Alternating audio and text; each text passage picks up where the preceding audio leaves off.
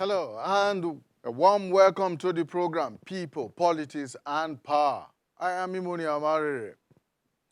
On January 16, 2024, Shell Petroleum Development Company of Nigeria announced that it will sell its Nigerian onshore subsidiary, the Shell Petroleum Development Company of Nigeria Limited, otherwise known as SPDC, to a new consortium known as Renaissance Africa Energy Company.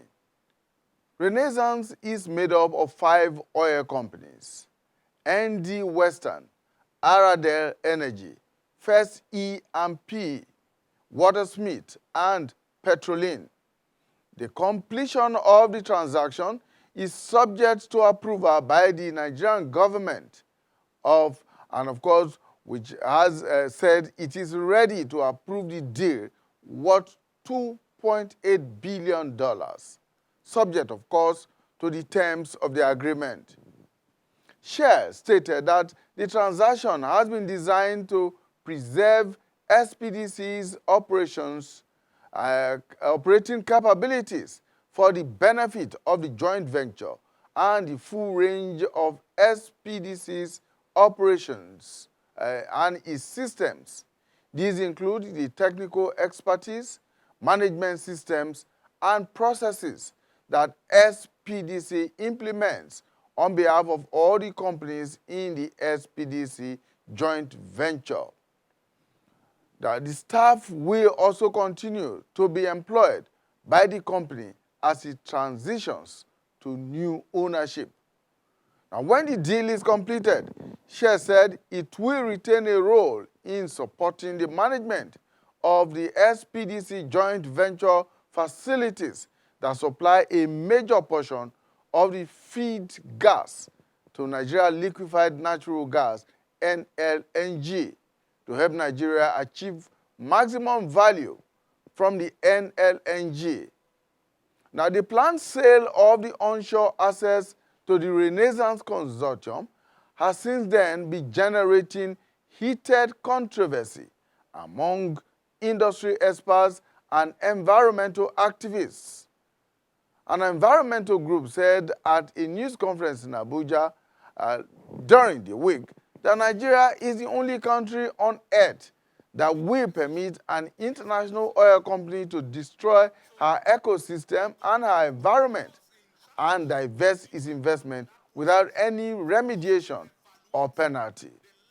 The group claimed that SPDC has grossly destroyed the Niger Delta environment with impunity without recourse to proper remediation plans for the environment and the ecological damages done as a result of its oil exploration activities.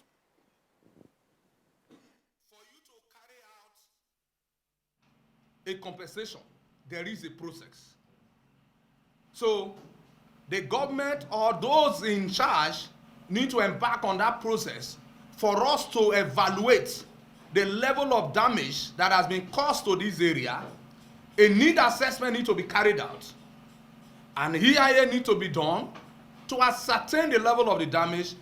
Then we can at that point tell you the total amount that need to be compensated to the people of the Niger Delta. But for this share plan exit, without proper cleanup exercise, without proper compensation to these communities, it is not possible. So the federal government must do the needful to ensure that before they allow share to go, they must carry out this due process to ensure that the area is safe. And if the government fail, we will institute a suit restraining the sales of those assets, and which we are already commencing in a process, because until these things are done, we will not permit, we will not allow Shell to exit our premises, our land, until the proper cleanup is done. Other activists and environmentalists have also weighed in on the issue of the sale of Shell assets in the SPDC to the new consortium. Now, other questions that they have raised and asked are, what does Nigeria stand to lose or gain by the divestment? What will be the impact of the divestment on the oil industry in Nigeria? Do the companies that make up the purchasing consortium, most of which are said to be indigenous organizations, have the technical expertise and the professional capacity to manage the asset profitably to the benefit of Nigeria and, very importantly, the oil-bearing communities? Now, these are the issues and a lot more that we will be looking at today on the program People, Politics, and Power. Our guests are joining us virtually from the Niger Delta and, of course, other experts from other parts of Nigeria, particularly in Lagos, will be joining us to do a holistic appraisal of this move by the SPDC to divest its onshore assets and transfer same to a consortium of 5 oil companies. I think 4 of them are indigenous companies and 1 a foreign company. Many, many issues affecting the environment and, of course, the oil industry are meant to be answered. Stay with us. We'll be back in a while. The Nigeria of our dream, the Nigeria we need, is the united, indissoluble, and cohesive Nigeria which guarantees equity, fairness, justice, and prosperity for its citizens. That is our focus on people, politics, and power. It is fresh, insightful, impactful. It's a must-watch. People, politics, and power on AIT. For decades, oil has been the mainstay of the Nigerian economy. And the part of the country where that has impacted, whether positively or negatively, is essentially the Niger Delta region of Nigeria, where people in those areas have had their environment polluted very many times by the oil exploration and exploitation of the international oil companies. Now, one of those major IOCs, the Shared Development Production Company, is divesting its interests, its onshore interests and assets, and transferring same to a consortium of 5 new companies in Nigeria. Now, joining us on the program to take a look at the issues that are thrown up by this development is Emmanuel Igbini Odafe. Odafe is a former trade union activist in the oil sector in Nigeria and is the president, Vanguard for Transparent Leadership and Democracy. Odafe is joining us from Warri in Delta State. Thank you so much, Odafe, for your time. Thank you for having me. We're also joined by the man you saw a while ago, Mulade Sherif. He's the National Coordinator, Center for Peace and Environmental Justice. Thank you so much, Mulade, for joining us. Thank you, and God bless you. Right. And we also expect to join us in the course of the program by an energy expert, Mr. Ade Israel, who is expected to join us on the program from Lagos. But let's begin this way. Odafe, let me begin with you. Let me ask, what exactly this divestment or this sale of onshore assets means? Many people who are outside of the industry may not understand what exactly it means, because there is the onshore and there is the offshore aspects of oil, of the oil industry. Now, the SPDC is divesting its assets in the onshore sector. What does this mean? Well, thank you very much for having me, and it's a great opportunity for me to be called to help us understand this very critical issue before us. This issue will define the future of this country. I say that with all sense of responsibility, because it has not only economic implication, but serious national security implication. I'll be this afternoon speaking for Shell, the oil companies. I'll be speaking also for the labor union. I'll also be speaking for the workers, because in all of this, and host community, You know, I am also from Delta State. My community also has share. I work for one of the major oil companies for years, onshore in Warri, Upumami, Obodo, Okpoko, Ahigo. And then before I also went offshore. And I was a labor leader in the 90s for about 10 years. So I understand all of this. Now, you see, the moment I heard of this news, I issued a press statement, and gladly you have a copy. And I wasted no time in saying and dismissing it and condemning it, and also saying that we're expecting it. But what is the issue? The issue here is that there are certain persons who are employees of these same multinational oil companies. There are also certain persons who are employees, Nigerians, who are in the NNPC, DPRO, whatever they call them now, and also those in government, the one we frequently condemn as politicians. And then you have the real shareholders, owners of Shell International. I talk now because of my experience in the oil industry. Particularly, I know what we are talking about.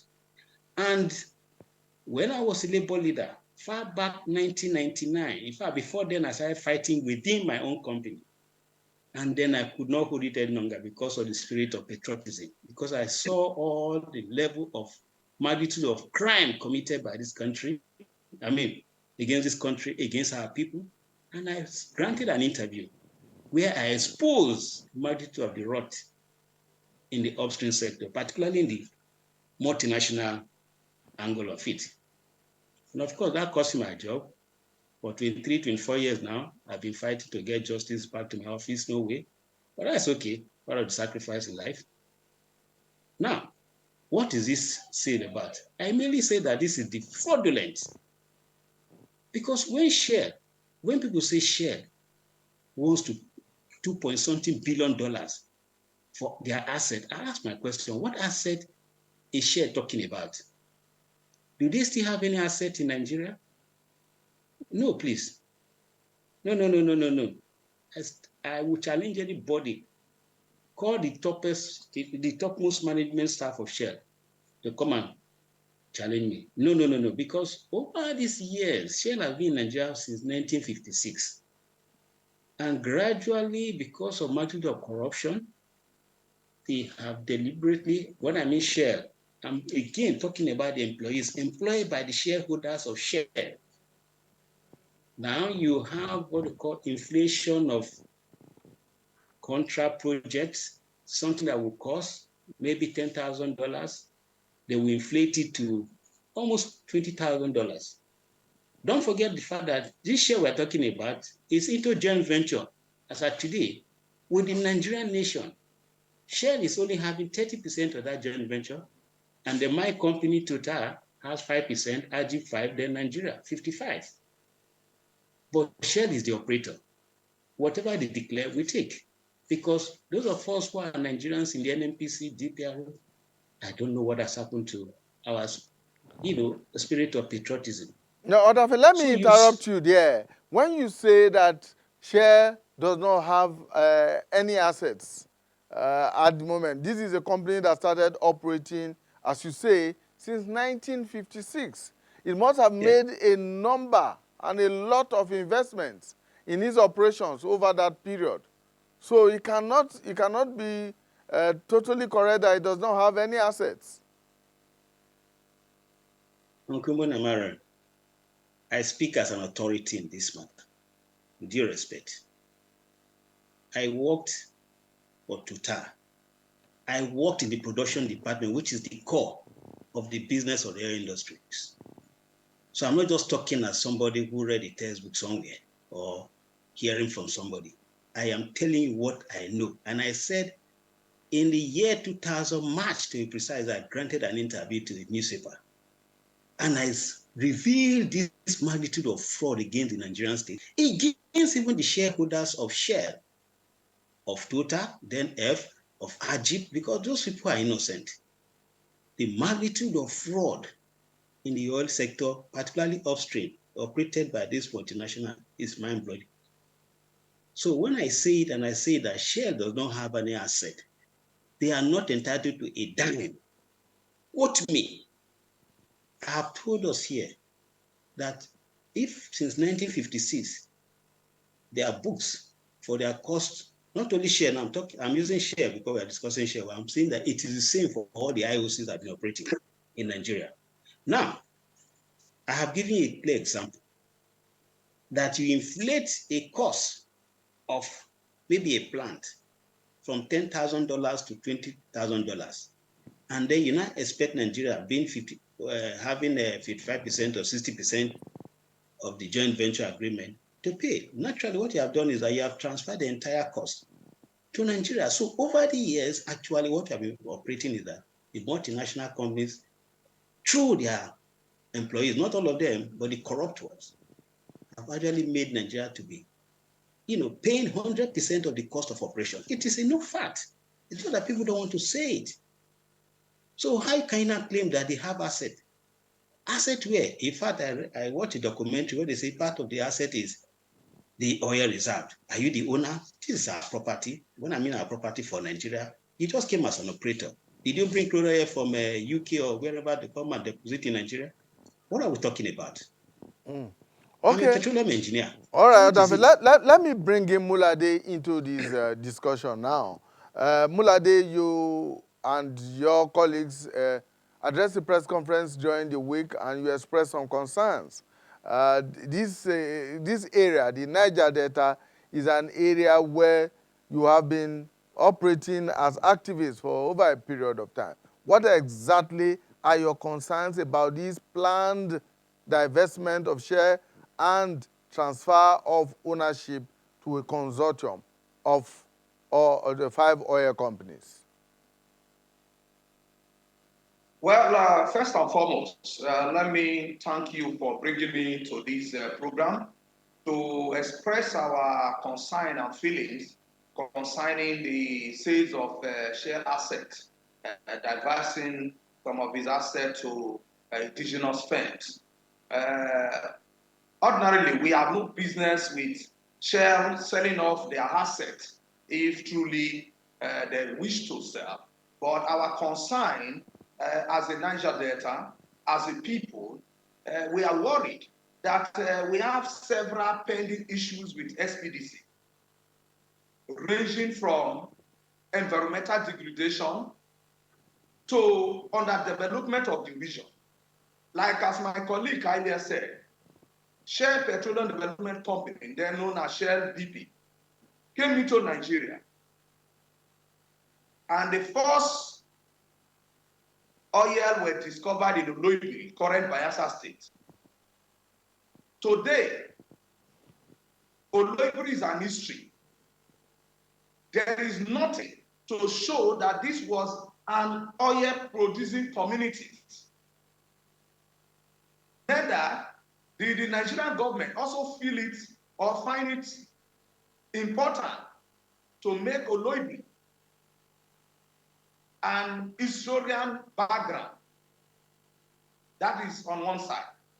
Now, in 2009, 10, 11, Shell also went into diversion of their assets, which most of the assets are being bought by indigenous firms. And the Nigerian 55% were managed by NNPCL of today, with its subsidiary, NPDC, now known as NEPL. As I speak with you, from that 2009-10, that these assets were divested to these indigenous companies. None of these indigenous firms has the capacity, the capability, and the competence to carry out the liabilities transferred to them by SPDC. And these communities are still struggling with these indigenous firms that bought over these assets in this area. I am a victim. as a former youth president, as a former community secretary, as a former community chairman, as a national president of the Baramatu Kingdom, I can tell you authoritatively that the entire Niger Delta, where Shell operates, the entire ecosystem, the environment has been totally devastated. The traditional occupation and fishing of these people has been eroded as a result of the continuous exploration and exploitation activities coupled with the continuous spilling of the environment. So, since 2009-10, Shell divest those assets. Like as I said earlier, we are still struggling with those indigenous firms who lack the capacity, the ability to clean up our environment, to remediate our environment. Now Shell is telling us again that they want to divest some of these assets again to same indigenous firm. Based on the Local Content Act, yes, we agree. We want our indigenous firms to acquire these assets, to own these properties, so that the resources emanating from crude oil proceeds will be circulated within the country, will boost our economy. But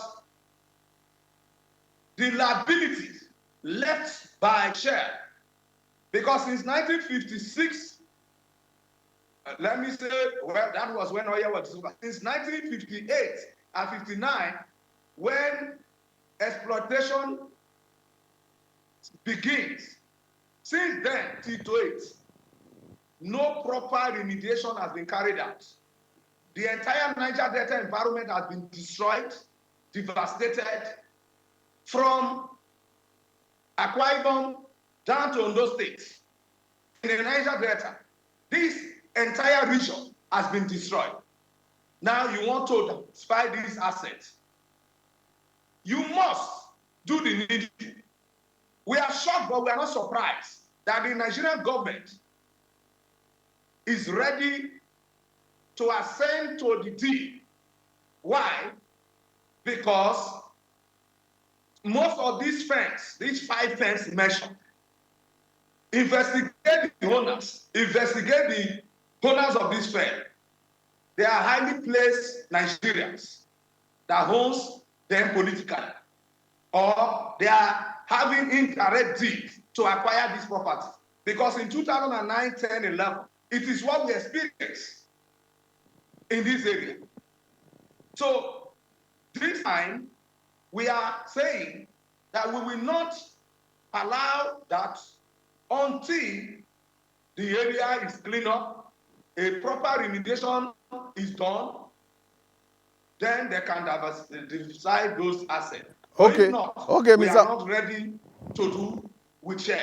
Mr. Sheriff, let's bring back Odafe into the discussion now. First, Ms. Odafe, let me ask, why do you think SPDC is selling its stakes, its assets in the onshore sector of the oil industry? Well, again, let me make a distinction between the shareholders of Shell who are based abroad and then their employees, both expatriates and Nigerians. They are two different set of people. Now, the shareholders over these years have actually been so disturbed because the information they keep getting from Nigeria through the news media like your organization and other international media organizations is that Shell is involved in human rights violations, creating crisis in Nigeria. You remember the Ogoni? Okay, so they got so disturbed that they kept asking the question, what is going on? And the feedback they are getting from their employees were deliberately misleading. They painted a horrible impression of our people of the Niger Delta. Suddenly, their employees, both white, some of them, not all of them, but have some good ones, created the impression that, for instance, in Warri, oh, there's hostage taking, kidnapping, all manner of things. And we're asking the question, how, where? So when the shareholders got so worried, and then their image, their corporate image is now at stake, the whole world is now attacking them, they decided thinking of, if that is the case, if it's no longer comfortable for us to do business and maintain our integrity, then we should go. That was how they deceived the shareholders to let the share, first of all, leave the Warri area, and then they handed over their, so what they call their asset, to some Nigerian operators. And my brother said it clearly. I don't need to add more. We know they don't have the capacity. Some of them are former employees of the same share who we believe misled the shareholders to believing that this place is no longer comfortable. And what improvement? Come to Warri, my brother, you weep. Since Shell actually left, it's an eyesore. The booming oil city has collapsed. Okada riding has become the only source of surviving in this Warri. Now, why are they leaving? Shell is actually, the shareholders are not actually leaving because of the reason given, but because they have been misled. So they don't feel that going offshore is actually safer, because offshore where I work is a different world entirely. Nobody can have access to it except those allowed to come in. So they don't feel that that place will be safer. No more what they call community harassment, troubles here and there, allegation of violation, irresponsible corporate responsibility, and all of that. So that is the thinking in of the other words, shareholders. they are trying to run away from responsibilities that accrue in operating onshore. No, not actually that they are trying to run away. I'm insisting that the shareholders are worried by the report they are getting from their employees that they pay operating this joint venture within our Niger Delta. So, I mean, it's only normal. But the truth of the matter is that they are being misled. And so they don't think which one is the safest place to go.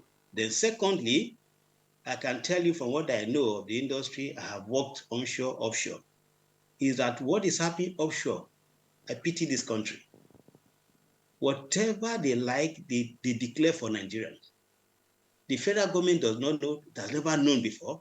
Till today, they don't know, and it's even worse offshore. What they do offshore is a different world entirely.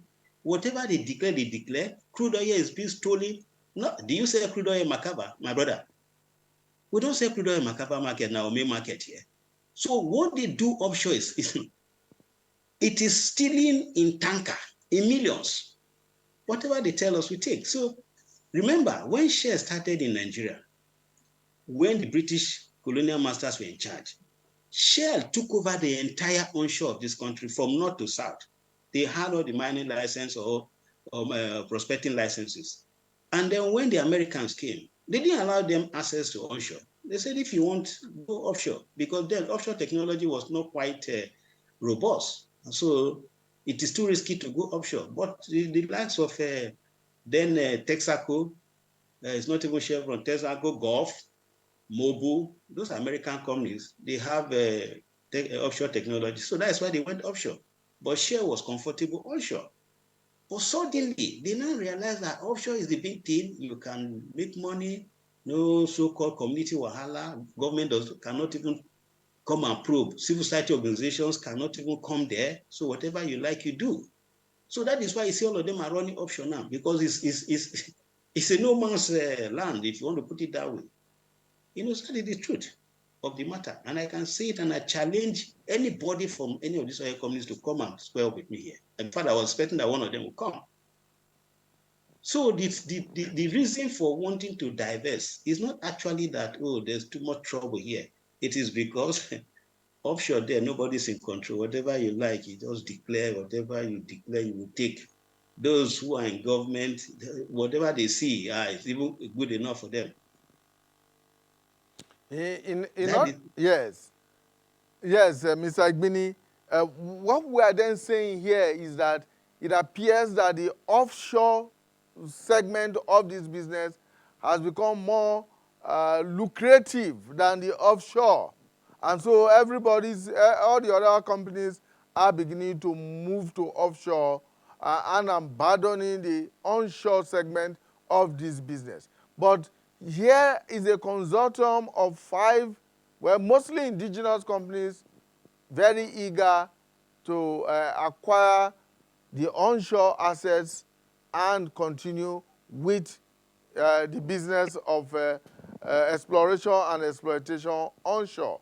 Now, the question is, do these new companies have what it takes to continue the business in a profitable and responsible For you manner? to carry out. Thank you. The second question is what is even more important, in a responsible manner.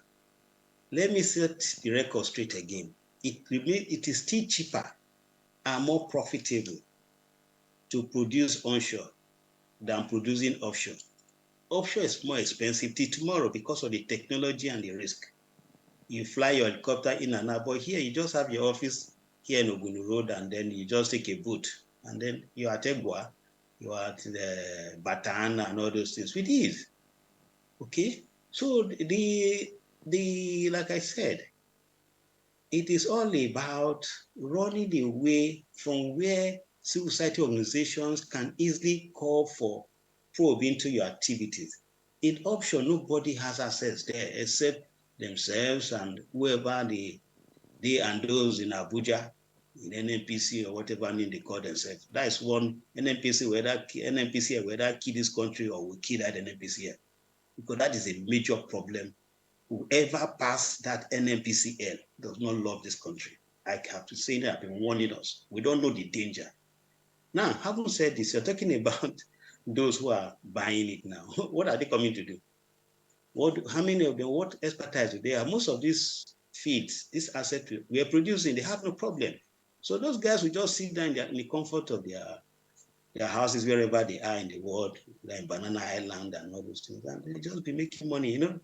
The kind of profit margin that international companies will expect is not the same as those of us who are locals. You know, we want to feel big among the poor Nigerians. You can have a private jet. Like my brother said, most of these local Nigerian companies, the name of local content, another local content that is so fraudulent and disturbing, I say that with due respect because I know what I'm talking about, is that all the cases that whatever they also get, they feel big, oppressing me, oppressing you, oppressing everybody, driving big cars and feeling that they're on top of the world. So it's the best thing that will happen is let share remain. Share has to remain with us. We have been in this marriage for almost 60-something years. They can't just throw us away like that now. We need share, frankly speaking. And I've told the same thing to the governor of my state, to the governor of Rivers State, especially those 3 states, Rivers, Bayelsa, and Delta.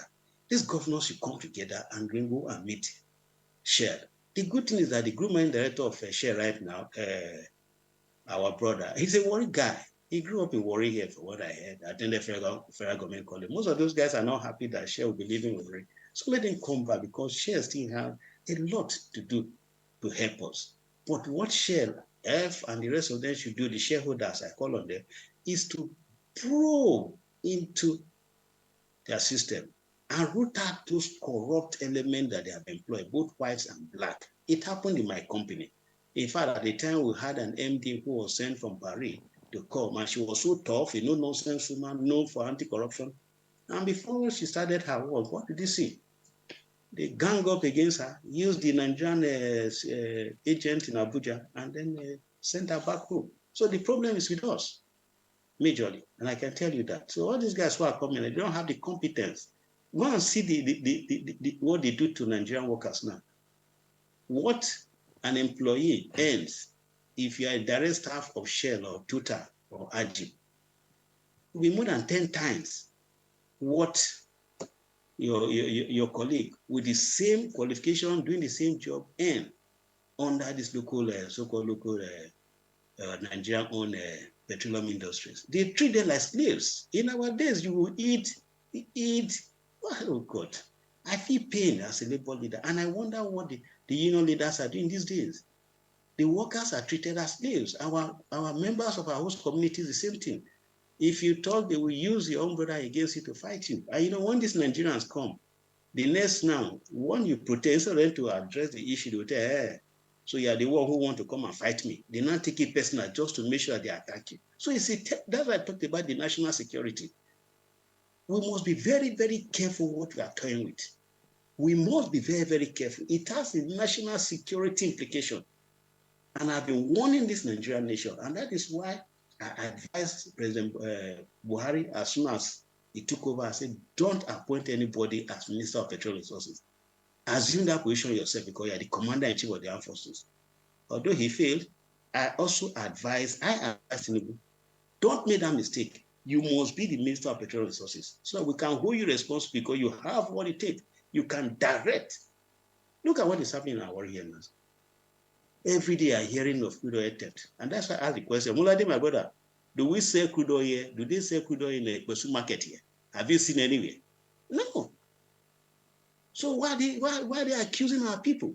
Yes, I know that a few times some of our people just go and find small thing and collect small to do, try to refine because the cost of petrol, you are buying for 650 naira per liter. It makes no sense. And this thing is right in your father's land.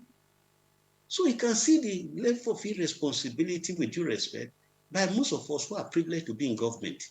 Especially see that NNPCL, let me repeat, if you don't destroy that NNPCL the way it's structured now from the so-called PIA, that NNPCL will destroy this country.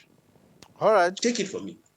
Sheriff, let's get back to the whole issue of environmental degradation, which you mentioned earlier on. The Niger Delta is described as one of the most oil-polluted areas in the world today. And of course, we can see that even from the pictures that we see on the screen right now, the level of destruction, the level of damage, the level of pollution that has gone on. Now, this pollution and damage or destruction has been on for decades. And of course, most of it is traced to the major oil companies, one of which is now divesting its assets in that region. Now, if it does go through with this divestment, if it goes through with this sale and transfer to the consortium of local companies, can shares still be held responsible for all this pollution and the damage to the environment?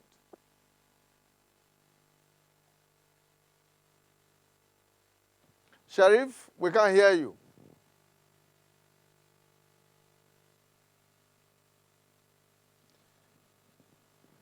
It appears that the network from Sheriff is bad. Well, let's get back to Odafe in the meantime. Odafe is Sheriff, are you back now? Odafe, let's get back to you in the meantime. I asked you that same question. Can the damage that has been caused by these IOC over the years, with the transfer of its assets to a consortium now, can the company still be held responsible for this? Can they still be, for instance, asked to carry out remediation after the transfer of ownership to this consortium? Can it still be asked to come and do remediation in these communities where there's been a lot of destruction of livelihoods? No, nobody can do that because what they have agreed is both asset and liability. So you cannot come and disturb a share for allow share to leave. That's the more reason I call on President Tinubu not to allow this deal at all. I know he might want to stay on where he needs money to fix the economy.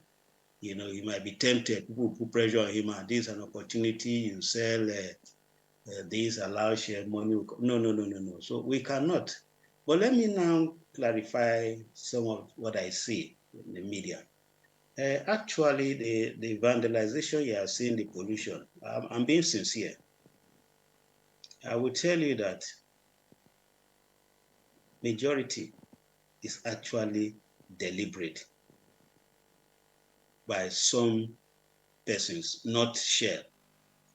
Okay? It's not a result of pipeline failure or technical failure. That one can just probably 20 or 30%, but 70% I can tell you that the actual unlawful interference of the asset of these multinational oil companies. People go there and vandalize, and some of them are even employees of the companies.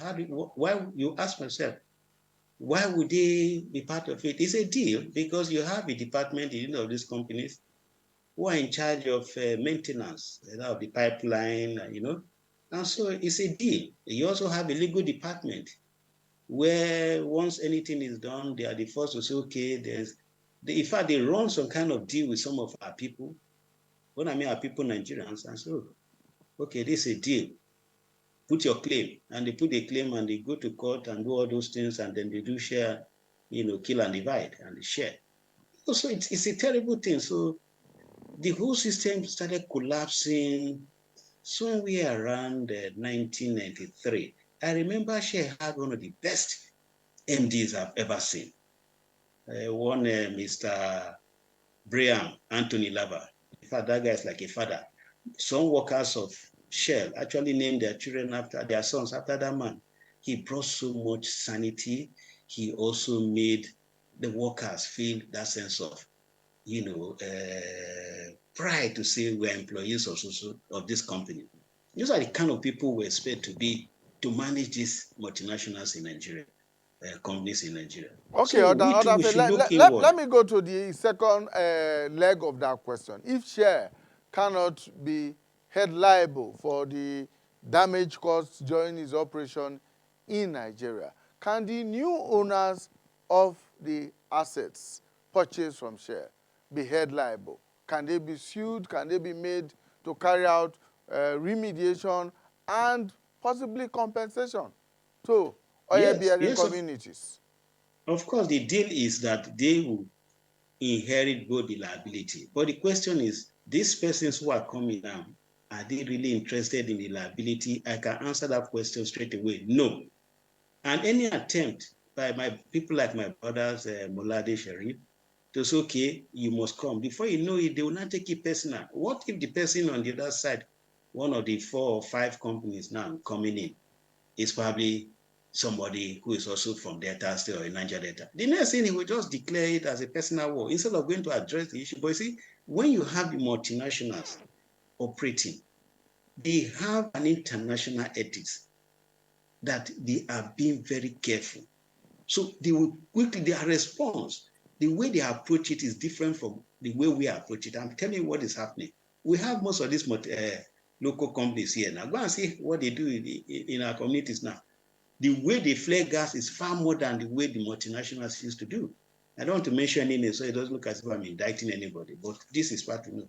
And when you go there to try to challenge them, being objective as you used to challenge Shell or whatever before Shell gave part of it to them, the next thing they will declare you as a personal enemy and then go tell your parents or your family member that this your son is disturbing me. He does not want me to progress. And then you see that kind of a thing. For in fact, there's more crisis now than when we had those. That's why I'm saying that this company should not be allowed to leave. They have been with us and we are in this business together forever. Share cannot go. This Tinubu, the governor of my Delta State, the governor of Bayelsa State, the governor of Rivers State, the 4 of them must find a way to meet with the shareholders and then ask them not to allow this happen. We are into this and we are going to face it together.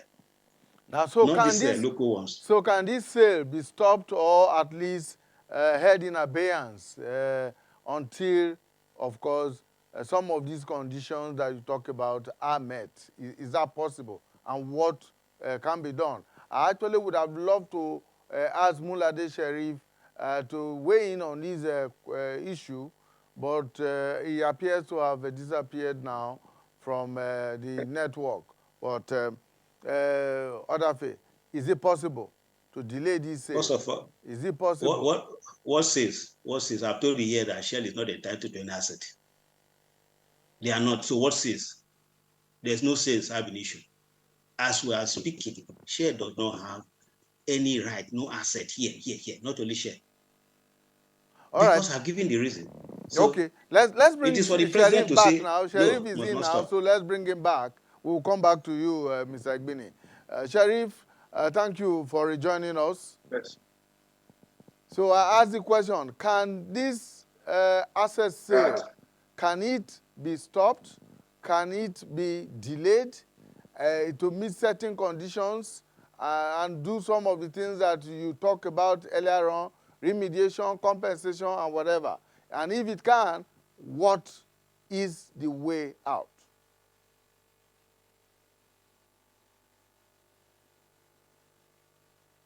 Hello, Sharif?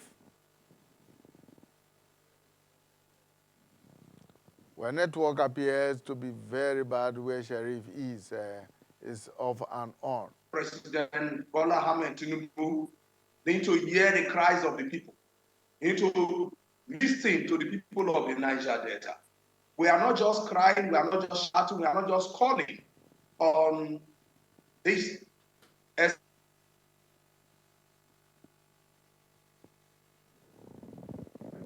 Mr. Mulade Sharif, network at your end appears not to be very stable. So I'm going to return to Igbini Odafe now to weigh in on this issue. Yes, as I was saying before, and I repeat myself, that there is no issue about sales. You cannot sell what you don't have. As it is today, Shell, SPDC, does not have any asset in Nigeria. So what is it going to sell? I have just laid the foundation of how we got to this point. That in the joint venture has been fraudulently operated over these years, decades, fraudulently. Let me repeat, fraudulently. Look, when I was still in the field, we were just employed in the early 90s. And then we met a plant, a gas treatment plant. Yeah, that's a plant. Can I go on? Please go ahead. Yes, a gas treatment plant was installed even before we were employed, but it never operated. It came from Pope, from one of their subsidiaries. Okay. Now, what do we now observe? That gas plant had issues in other subsidiary because they brought it to Nigeria and it didn't work. Meanwhile, you had NAPINS, the investment arm of NNPC then, going to certify it. It took me and my colleagues to fix that plant. So it is the same. So when you do all, in fact, sometimes, oh my God, sometimes you see this thing you call in bank, round tripping or whatever they call it. You just see on the book, so thing supplied from wherever. Actually, those things are not anywhere. Somebody has collected the money. Then you have, want to start a project, maybe a gas treatment plant. The cost is supposed to be maybe $400 million. And then they increase it to about $600 million. And then you work out the mass. They are supposed to be responsible for 30%. Then Nigeria bears 55%. Work out the mass. You discover that Nigeria will now be paying about $500 million. So what is the joint venture for? This is how the joint venture has been so fraudulent. In other part of the world, they have done away with joint venture. There are different forms because of all this fraud. Different countries decide to come up with their own model on how to get the best for their country. But in Nigeria, those who are there, whether in NNPC, in the federal government, they just want to collect their only two share and then whatever you want to do, you do. So answer your question directly is that there's nothing like sales because share has no asset to sell. Okay.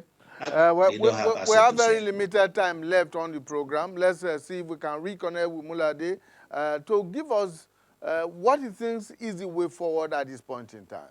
Mr. Sharif.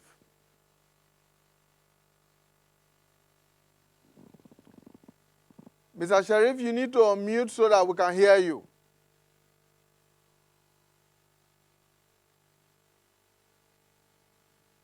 Please go ahead and unmute your microphone so that we can hear you here. Yeah, you can hear me now? That's right. Okay. Sorry for my network because of my location.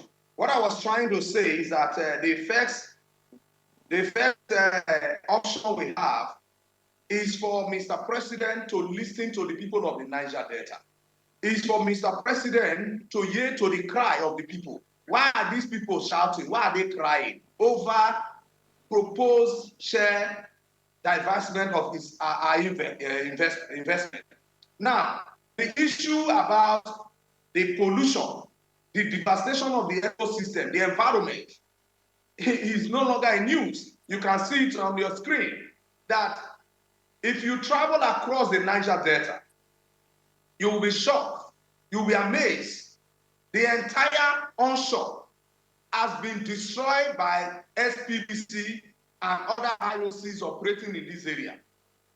Now, based on that, I'm saying that the federal government can help us to withhold this proposed plan of Shell and look into the issues raised by the stakeholders of the region and see how they can come to the people, to the head of the people.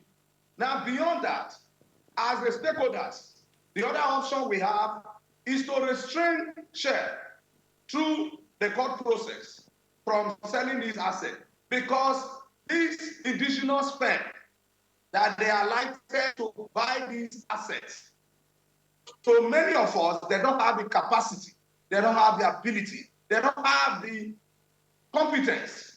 Like as I mentioned, in 2009, 10, 11, those who bought these shared assets are still struggling with communities, are still struggling to produce in many of the assets owned and run today by NPDC. So we don't want another form of divestment from Shell. Rather, Shell should remain and manage the asset and resuscitate, revive the environment that they have destroyed. They cannot destroy our environment and easily tell that they are divesting their asset and leave the Niger Delta. Who will not repair the environment? Who will not take care of us? Our environment has been destroyed. Okay. So the federal government must do everything humanly possible to ensure that the Niger Delta environment is being protected. The people of Ogoni. Mr. Sheriff, you are aware that the federal government, through the Minister of State for Petroleum Resources, has already said that it is very ready and willing to approve of that sale. Yes, for us, those are political statements. And that is why I said most of these, the five firms, the five indigenous firms that are bigger, so are the same politicians. Those five, if you investigate their CSE and their indirect registrations, they are cronies, are involved in this deal, representing them. So we are not surprised if the Minister of Petroleum is coming out boldly to say the federal government is ready to sell off or to sign off. We are not surprised. And he should remember, he's from the Niger Delta, and some of these assets are also in Bayelsa. The ones that were sold in 2009-10, what has been the benefit to the people? What has been the benefit to the communities? Now you are intending to sell. I expect any sensitive society or government will ensure that the environment is being considered. The communities, the well-being of the people should be looked into before you think of signing off. Now we are saying that this area has not been considered, has not been looked into. All right. And even if you want to sell, the first choice of producer should be given to the people of the Niger Delta.